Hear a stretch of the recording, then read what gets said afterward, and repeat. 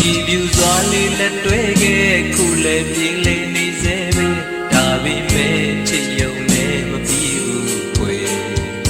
ကျင်နာစွာလေးဆိုဘူးတဲ့ဂတိတွေပြန်လေးကကြားရင်နာကျင်ခြင်းအသီးတွေနဲ့ရှက်နေမယ်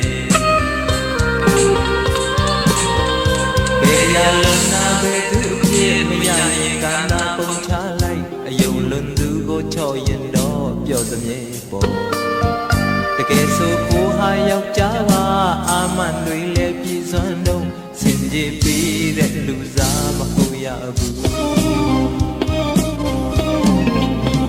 ဒီတစ်ခါတော့မကြသေးဘူးဟေး